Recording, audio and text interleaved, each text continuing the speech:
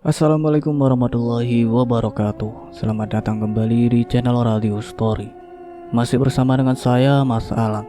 Untuk kisah kali ini masih melanjutkan dari kisah yang sebelumnya, yaitu kisah yang berjudul 7 hari setelah kepergian ibu.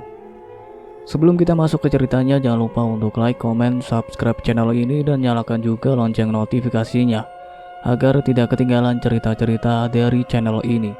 Dan seperti apa ceritanya? Mari kita dengarkan.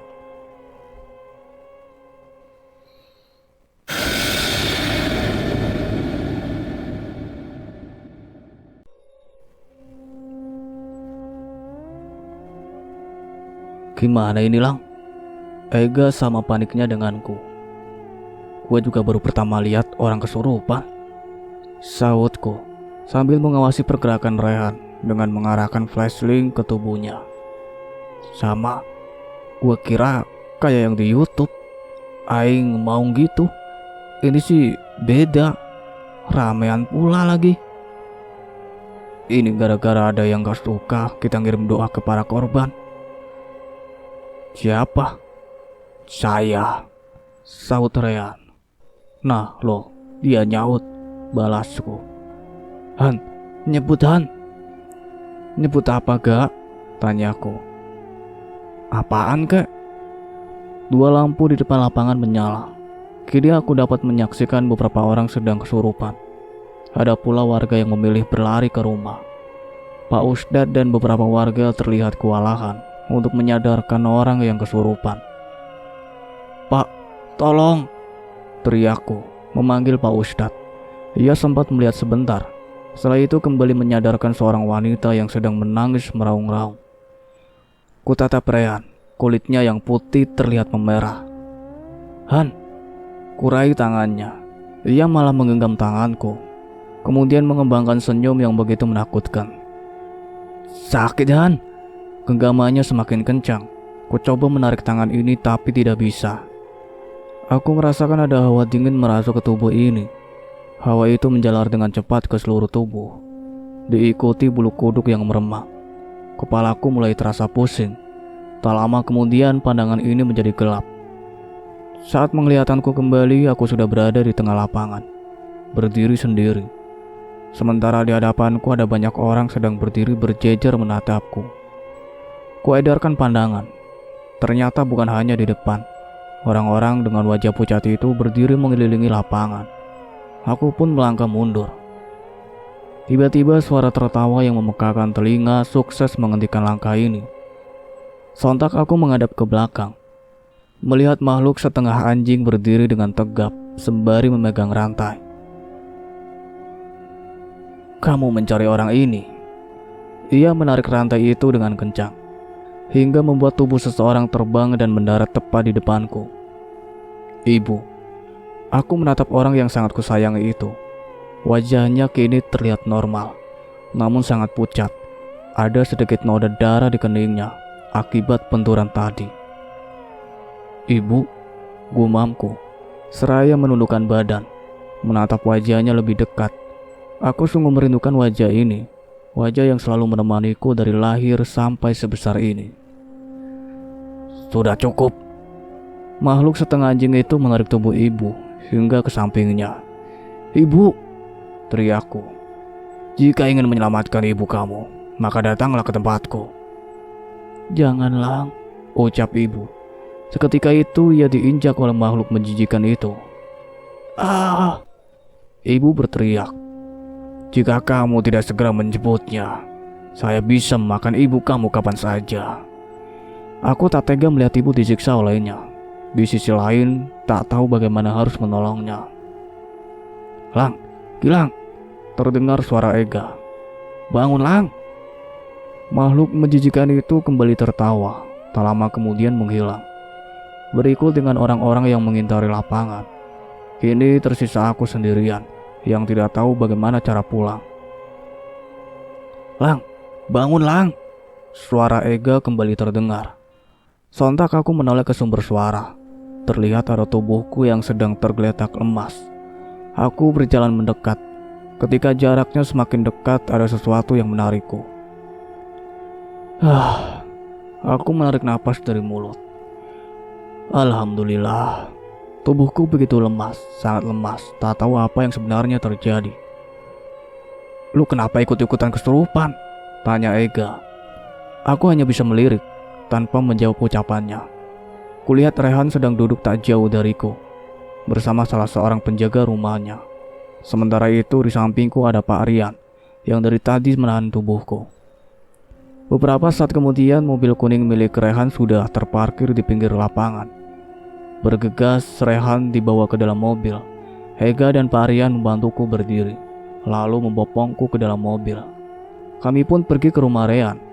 Setibanya di sana, Pak Rian mengajakku mengobrol di teras. Dari kemarin pengen bilang kalau emang ada yang gak wajar sama kecelakaan itu, tapi bapak gak enak mau ngomong sama kamu, Lang, ucap Pak Rian. Saya sudah tahu, Pak, sahutku. Jadi kamu udah tahu kalau ibu kamu? Iya, Pak. Aku langsung memotong ucapannya karena sudah tahu arahnya akan kemana. Sebaiknya kamu konsultasi sama ustadz atau kiai, biar dicarikan solusinya. Kalau terus seperti ini, kasihan ibu kamu. Iya, Pak, nanti saya akan coba tanyakan ke Pak Ustadz. Coba kamu pergi ke rumahnya Ustadz Faruk. Ustadz Faruk itu yang mana ya, Pak? Dia yang memimpin rombongan ziarah kemarin. Siapa tahu dia tahu banyak tentang kejadian ini. Bapak tahu alamatnya di mana? Kalau nggak salah sih di daerah Penjaringan. Penjaringan kan luas, Pak. Apa nggak ada alamat lengkapnya? Duh, Bapak nggak tahu alamat lengkap. Coba nanti Bapak tanyain. Iya, Pak, biar saya nggak muterin Jakarta Utara. Nanti Bapak kabarin. Boleh minta nomor HP-nya? Aku menyebut nomor ponsel perlahan. Nanti Bapak hubungi kamu. Bapak pulang dulu, ucap Pak Rian. Bapak nggak takut pulang sendirian? Dalam situasi seperti ini, sangat berisiko jalan kaki sendirian ke Blok E. Apalagi Pak Rian harus melewati lapangan dan rumah Pak Didit. Gak apa-apa, Bapak udah biasa, jawabnya. Kemudian pamit pulang. Udah ngobrolnya. Kepala Ega muncul dari balik pintu. Astagfirullah, ngagetin aja lu gak? Dicariin tuan muda noh di atas. Aku bangkit. Ada apaan emang? Biasa dia lagi kesurupan. Bercanda lu gak lucu. Sampainya di kamar, Rehan sedang berbaring di atas kasur. Lu lapar gak? Tanyanya tanpa basa-basi. Ya, tiba-tiba gue lapar lagi. Gara-gara kejadian tadi energiku seperti terkuras habis. Lu beli makanan mulu, emang gak ada yang masak? Tanya Ega. Kurang suka masakan rumah, kecuali nyokap yang masak. Nyokap sama bokap kapan balik? Tanya aku. Gak tahu. Lu kenapa balik duluan? Bosan gue di Jepang. Kalau gue jadi lu, mending diem di Jepang aja daripada di sini. Horor banget, ucap Ega. Saking horor sampai kesurupan, timpalku. Lu juga kesurupan, Lang, saut Ega. Masa sih? Balasku, tak percaya. Sepertinya aku hanya pingsan dan bertemu ibu. Iye, sampai menggonggong gitu kayak anjing. Beneran, Han? Aku masih tak percaya ucapan Ega. Heeh, saut Rehan. Kesurupan apaan gua? Tanyaku. Udah dibilang anjing. Beneran, Han? Rehan mengangguk. Kagak percaya amat sama gua, protes Ega. Kan gua sendiri yang masih kuat imannya. Beuh, berarti secara gak langsung lu bilang gue sama Rehan lemah iman. Usir lah, Han. Rehan malah tertawa. Biarin, ntar juga dia ngerasain dikejar-kejar zombie. Zombie? Mana ada di Indonesia? Saut Ega. Ada banyak di perumahan ini. Aku menoleh pada Rehan. Apa mungkin ia melihat hal yang sama denganku? Lu ngeliat apa aja, Han? Tanya aku. Banyak orang kayak mayat hidup begitu, pucet dan mukanya serem di sekitar lapangan. Terus mereka ngejar gua. Gue lari ke rumah, ketemu sama Pak Aiman di depan pintu. Udah berasa kayak di film zombie gua. Asli dah, serem. Jelas Rehan.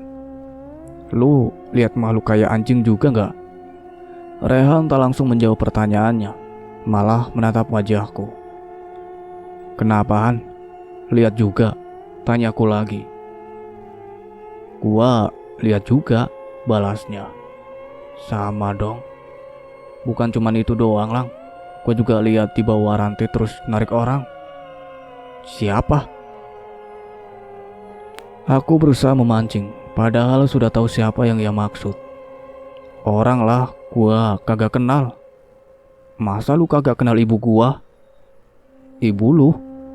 Ega terkejut mendengarnya. Iya gak, itu makhluk bawa ibu gua, balasku. Ngapain dia bawa ibu lu? Gua juga kagak tahu. Gua gak kuat liatnya, Lang. Kasihan dirantai gitu lehernya kayak peliharaan. Ucap Rehan. Astagfirullah. Ega kembali terkejut. Tapi kok kalian bisa lihat hal yang sama? Iya, karena kita berdua kan kesurupan, sautku. Lagian lu kenapa gak ikut kesurupan gak? Biar lihat juga, ucap Rehan. Terima kasih banget, gue lihat kalian berdua aja udah serem, apalagi yang lain. Tok tok tok. Sontak kami menoleh ke arah jendela. Coba lihat gak, pintaku. Ogah, lu aja, sautnya. Siapa tahu itu zombie-zombie komplek sini. Rehan bangkit. Pada penakut, ucapnya seraya berjalan ke arah balkon. Ia melihat keluar, tapi sedetik kemudian melangkah mundur. Ada apaan? Tanyaku dengan heran. Coba lu lihat keluar, sautnya. Perasaan ini sudah tidak enak, tapi rasa penasaranku jauh lebih besar. Aku melangkah mendekati Rehan, kemudian melihat keluar. Orang-orang tadi kulihat di lapangan sedang berkumpul di depan rumah Rehan. Mau apa mereka kesini? Ucapku, seraya melangkah mundur. Gak tahu gua, balas Rehan. Kalian berdua kenapa sih? Tanya Ega kebingungan. Ada banyak zombie di luar, saut Rehan.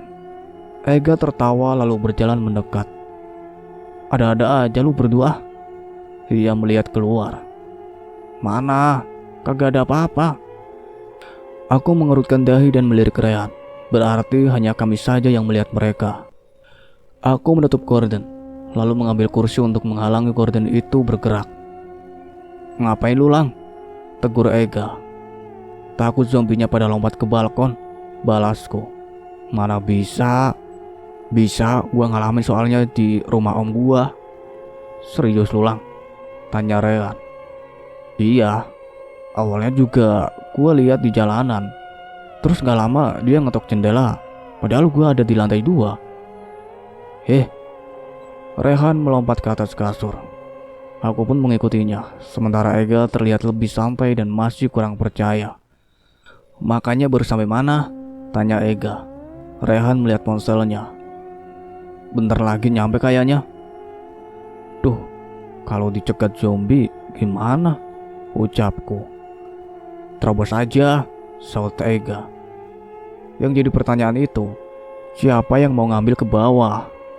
Lu aja gak? Kan gak bisa lihat mereka, balasku. Kalau pas di depan tiba-tiba bisa lihat gimana? Pasrahkan pada Allah. Enggak gitu juga kali. Santai, nanti ada pembantu gua yang ngambil, ucap Rehan. Nah, itu. Sekitar 10 menit kemudian pesanan makanan pun datang. Coba intip, Lang, ada di bawah enggak? Ucap Rehan. Aku bangkit dan mengintip keluar. Motor pengantar makanan ada di depan, tapi tepat di belakangnya zombie-zombie masih berdiri. Tak berselang lama terlihat pembantu Rehan menghampiri dan mengambil pesanan. Beruntung mereka berdua tidak melihat kumpulan zombie itu. Zombinya masih ada di luar, Han, ucapku. Duh, mau apa sih mereka sebenarnya? Balas Rehan. Tok tok tok. Pintu kamar diketuk. Dan panggil seseorang dari balik pintu. Bukalah, pinta Rehan yang masih berbaring di kasur. Kubuka pintu. Seseorang asisten rumah tangga menyerahkan makanan. Makan sampai kenyang lagi sih ini, ucapku saat melihat 5 box makanan cepat saji. Iya, biar tidur nyenyak, sahut Rehan. Selesai mengisi perut sampai kenyang, mata ini pun mulai mengantuk. Namun Rehan tidak membiarkan aku istirahat duluan.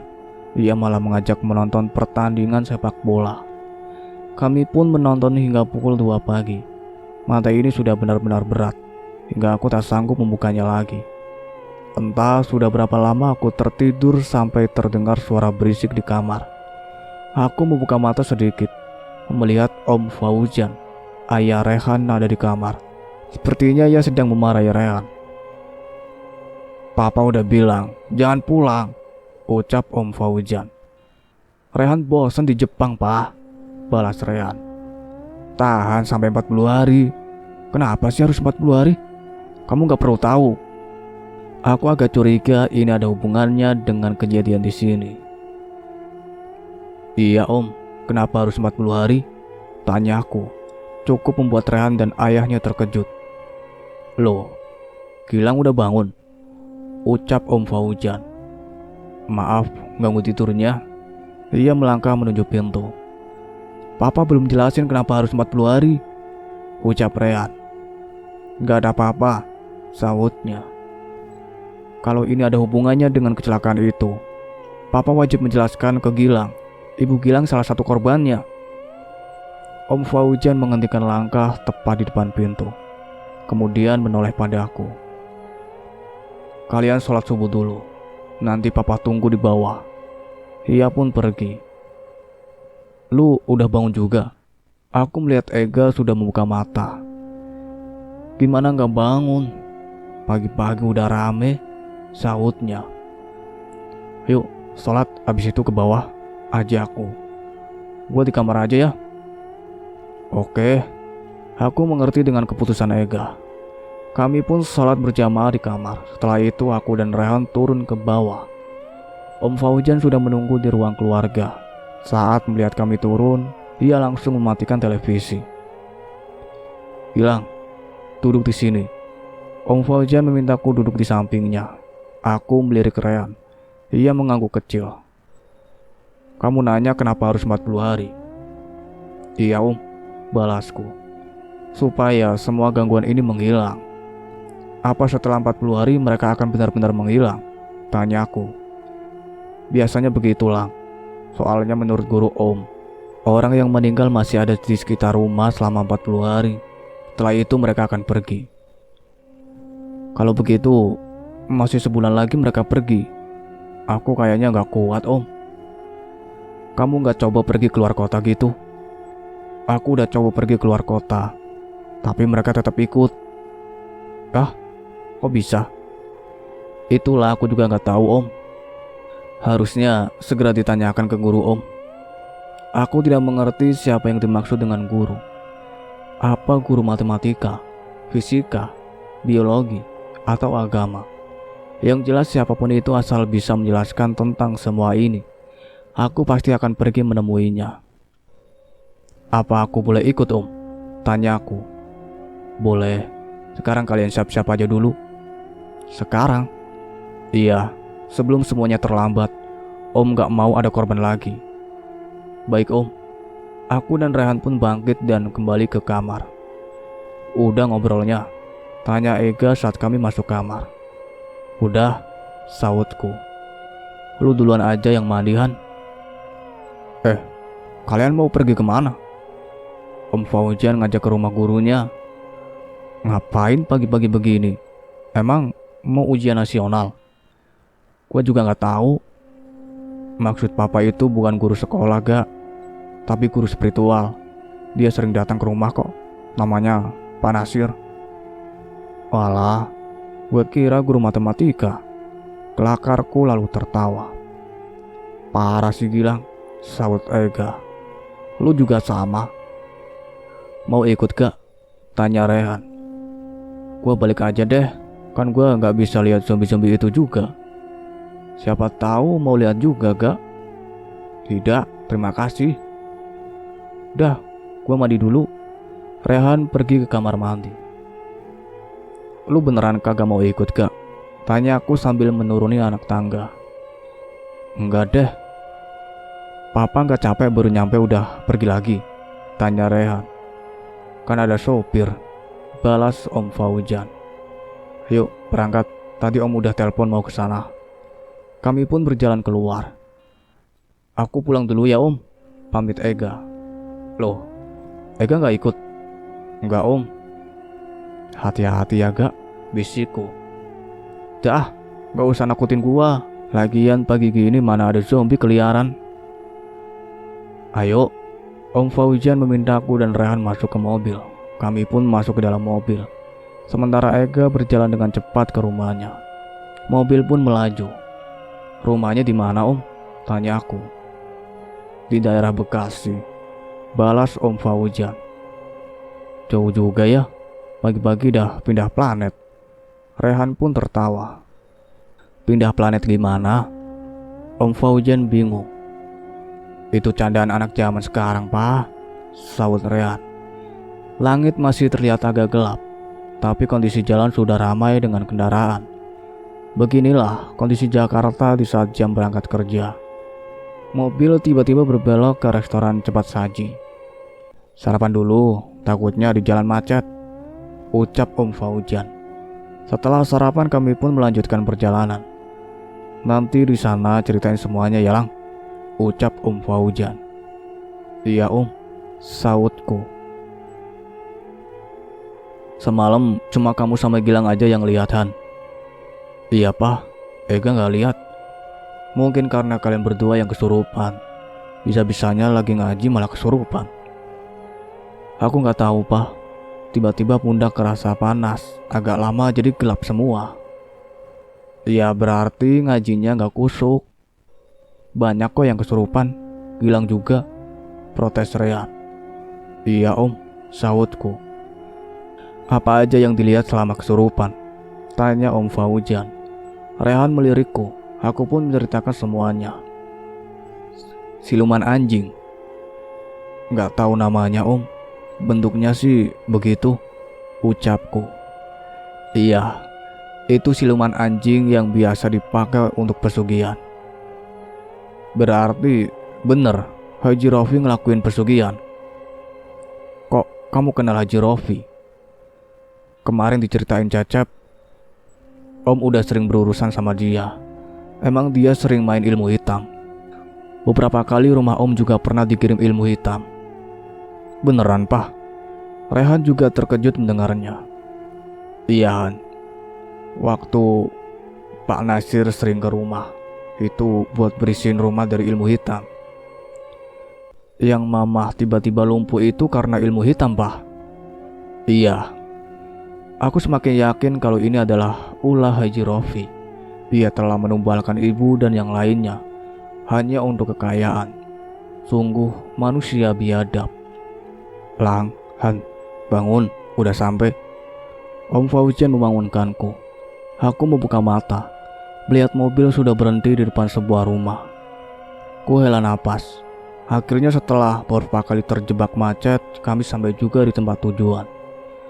Kulirik Rehan. Ia masih tertidur pulas di sampingku. Han, bangun, ucapku sembari menggoyangkan tubuhnya. Ku goyangkan tubuhnya lebih keras. Ia pun akhirnya membuka mata. Udah sampai? Tanyanya sambil melirik keluar. Udah. Ayo turun. Om Fauzan membuka pintu, lalu turun dari mobil. Aku dan Rehan pun ikut turun. Meski kami masih sangat mengantuk, efek begadang. Saat kami berdiri di depan pagar, ada seorang pria berjalan mendekat. Umurnya tidak terlalu tua. Sepertinya tidak beda jauh dengan Om Fauzan. Ia mengembangkan senyuman pada kami. Assalamualaikum, Mas Nasir. Om Fauzan mengucapkan salam. Waalaikumsalam, sahut Pak Nasir. Kemudian bola matanya mengarah padaku. Seketika itu senyumannya memudar, berganti dengan tatapan tajam. Pagi-pagi gini datang bawa rombongan, ucapnya. Ah, cuma bertiga aja kok, balas Om Fauzan. Pak Nasir kembali tersenyum. Tunggu di sini sebentar. Ia berjalan ke dalam rumah. Tak lama kemudian kembali dengan membawa seember air. Sebelum masuk, cuci muka, tangan sama kakinya. Perintahnya sambil meletakkan ember itu di hadapan kami. Kami pun menuruti perintah Pak Nasir. Setelah itu baru diperbolehkan menginjak halaman rumahnya. Ngobrolnya di dalam aja, ucap Pak Nasir. Di ruang tamu aku dan Rehan duduk agak jauh dengan Pak Nasir. Mas udah tahu kan kita datang ke sini untuk apa? Ucap Om Faujan. Iya, orang rombongannya kelihatan kok, balas Pak Nasir. Rombongan apa? Celetukku. Mata Pak Nasir langsung mengarah padaku. Rombongan orang mati. Dek. Seketika itu jantungku berdebar kencang. Berarti zombie yang ada di perumahan masih ikut sampai di sini. Kenapa mereka selalu ngikutin saya, Pak? Tanyaku. Mungkin mereka ingin menyampaikan pesan. Apa kamu pernah berbicara dengan salah satunya? Pernah berbicara dengan ibu saya. Oh, perempuan itu ibu kamu. Apa yang dia bilang? Tolong bawa ibu pergi dari sana. Pak Nasir menutup mata sebentar. Coba ceritakan apa yang kamu lihat. Aku menceritakan semuanya secara runut, meski hanya ditanggapi anggukan kecil oleh Pak Nasir. Namun tatapan matanya terus menyorot tajam. Cirebon, ziarah, anjing hitam, ucap Pak Nasir sambil memikirkan sesuatu. Sudah hampir pasti ini adalah permainan ilmu hitam. Pesugihan, tebakku. Pak Nasir mengangguk. Iya, anjing hitam atau siluman anjing itu identik dengan jin pesugihan. Banyak pelakunya berasal dari kota ini. Biasanya mereka mengajak anggota pengajian untuk melakukan ziarah keliling. Padahal niatnya untuk ditumbalkan. Saya menyebutnya pesugihan ziarah kubur. Apakah para korban yang jadi tumbal bisa diselamatin, Pak? Bisa. Tapi perlu negosiasi yang sangat alot dengan siluman anjing itu. Soalnya mereka tidak akan melepaskan makanannya begitu saja. Makanan? Aku terkejut dengan kata itu. Iya, para korban kecelakaan alias tumbal adalah makanan bagi si siluman anjing dan anak buahnya. Jelas Pak Nasir. Astagfirullah. Aku semakin terkejut setelah mendengar penjelasannya. Tak terbayang bila ibu menjadi makanan siluman itu. Apa Bapak bisa menyelamatkan ibu saya? Berat. Melepaskan tumbal pesugihan itu ibarat mengibarkan bendera perang dengan mereka. Kamu tahu sendiri apa yang bisa mereka lakukan. Ucap Pak Nasir sembari melihat luka di tanganku. Benar juga. Siluman anjing itu seperti bebas keluar masuk alam mimpiku. Selain itu sempat membuat mobil Om Herman mati. Yang terakhir membuat remku blong dan kesurupan. Saya nggak ngerti kenapa siluman itu terus mengikuti saya.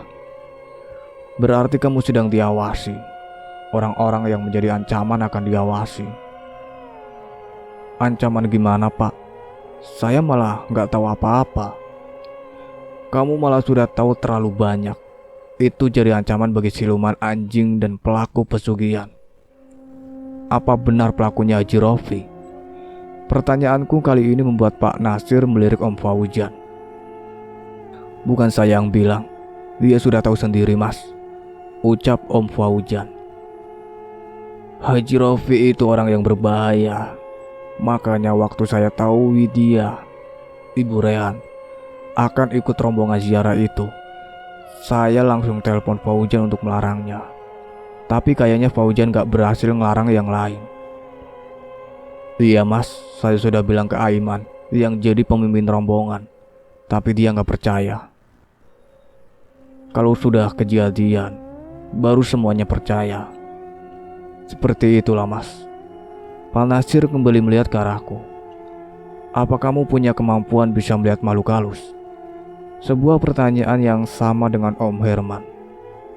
Tidak. Terus apa yang membuat mereka tertarik sama kamu? Saya juga gak tahu, Pak. Soalnya cuma Gilang yang bertahan di rumahnya, Pak. Rehan yang dari tadi hanya menyimak, kini mulai berbicara. Maksudnya gimana? Semua keluarga korban kecelakaan itu pergi ninggalin rumahnya. Jadi sisa Gilang sendiri yang masih bertahan. Padahal jika memang para korban ingin meminta bantuan, kemanapun keluarga mereka pergi, mereka bisa aja ikut. Tapi kalau dari cerita Gilang, korban yang lain pun minta tolong sama dia. Iya pak, tapi saya benar-benar gak punya kelebihan apapun. Pertama kali melihat hantu pun baru beberapa hari lalu, sahutku. Nah, ini yang jadi tanda tanya besar. Jadi sekarang harus gimana mas? Tanya Om Fauzan. Sekarang bersihin energi negatif yang ada di badan Gilang sama Rehan dulu, biar gak diganggu sama mereka. Pak Nasir bangkit dan duduk di antara aku dan Rehan. Kemudian ia merapalkan doa sambil mengusap kepala, pundak dan punggung Rehan. Hal itu pun dilakukan padaku. Ada hawa panas yang kurasakan saat Pak Nasir melakukan itu. Setelah itu, ia meminta aku membawa 2 pot daun bidara yang ada di halamannya untuk ditaruh di depan rumahku. Jangan tinggalkan sholatnya ya Gilang, pesan Pak Nasir. Iya pak, balasku. Jangan lakukan yang wajib aja, lakukan juga yang sunnah. Contohnya, sholat malam, biar pas malam ada malaikat yang jaga di rumah. Jadinya kamu gak perlu takut sama gangguan setan. Insya Allah pak. Terus doain ibu kamu. Semoga aja doa kamu bisa membantunya pulang dengan tenang. Bapak di sini juga bakal bantu doain. Makasih pak. Setelah mendengar rangkaian pesan itu, kami pun pamit. Ada sebuah rasa senang karena semuanya menjadi semakin jelas. Namun masih ada sesuatu yang mengganjal, yaitu tentang menyelamatkan ibu. Sampai kami pamit pulang, Pak Nasir tidak membahas masalah itu. Tiba-tiba ada pesan masuk ke ponselku dari nomor yang tidak dikenal. Ku coba membuka pesan itu. Ternyata dari Parian. Ia memberitahu alamat lengkap Ustadz Faruk, Ustadz yang memimpin rombongan ziarah. Siapa lang? Tanya Rehan. Parian, balasku. Ada apa dia SMS lu? Si Samson dari pagi kagak balik ke rumah. Si kucing garong itu? Iya. Aku terpaksa berbohong. Tak mau melibatkan Rehan dalam masalah ini. Takutnya ia yang malah jadi sasaran siluman anjing itu. Sesampainya di rumah Rehan, aku langsung merapikan pakaian. Lu yakin mau balik ke rumah? Rehan sudah menanyakan ini sebanyak 3 kali, dan jawabanku selalu sama. Iya, balasku. Rehan membantu memasukkan pakaianku ke dalam mobilnya. Kemudian ia ikut mengantarku sampai rumah. Ia juga membantuku memasukkan semua pakaian itu ke dalam kamar. Sementara aku meletakkan 2 pot daun bidara di halaman depan. Kamar lu bau bangke lang, ucap Rehan seraya berjalan keluar. Ah, masa sih? Aku melangkah ke dalam rumah. Saat masuk ke kamar, bau bangkai itu tercium cukup menyengat. Ku cari sumber bau itu. Sepertinya bau itu berasal dari garasi. Aku berjalan ke garasi. Saat mendekati mobil, bau bangkai itu langsung menusuk ke hidung. Ketemu lang? Tanya Rehan. Kayaknya ada di sekitar mobil deh. Ku tutup hidung dengan tangan kiri. Kemudian menyalakan flash di ponsel untuk menyorot bagian bawah mobil. Tidak ada apapun. Di sekitar mobil pun tidak terlihat ada bangkai. Ku tatap mobil ibu yang sudah lebih dari 10 hari terparkir di garasi. Rasanya tidak mungkin kalau bau itu berasal dari dalam. Ada tikus yang mati di dalam kali lang, ucap Rehan. Emang bisa, sahutku. Bisa aja, soalnya mobil yang gak kepake bisa jadi sarang tikus. Aku pergi ke kamar ibu mengambil remote mobil di laci lemari. Ku arahkan remote itu ke mobil. Dengan cepat ku buka pintu depan. Seketika itu bau bangkai menyeruak membuat perut ini mual. Air mata ini mulai keluar karena menahan mual. Sementara aku masih belum menemukan sumber bau itu. Kini hanya tinggal pintu belakang saja yang belum kubuka. Dengan langkah cepat aku berjalan ke belakang mobil dan membukanya. Pintu terbuka perlahan. Mata ini terbelalak saat melihat ke lantai mobil. Ada bangkai kucing yang sudah membusuk di sana. Bangkai Samson. "Samson!" teriakku. Tak bisa memegang bulu halusnya yang dipenuhi belatung. "Beneran Samson, Lang?" tanya Rehan. "Iya, Han." Aku tak sanggup menahan tangis karena gagal menjaga kucing kesayangan ibu. "Mobilnya selalu dikunci kan?" "Iya." "Terus gimana caranya dia masuk ke sana?" "Benar juga. Bagaimana Samson bisa masuk ke dalam mobil?"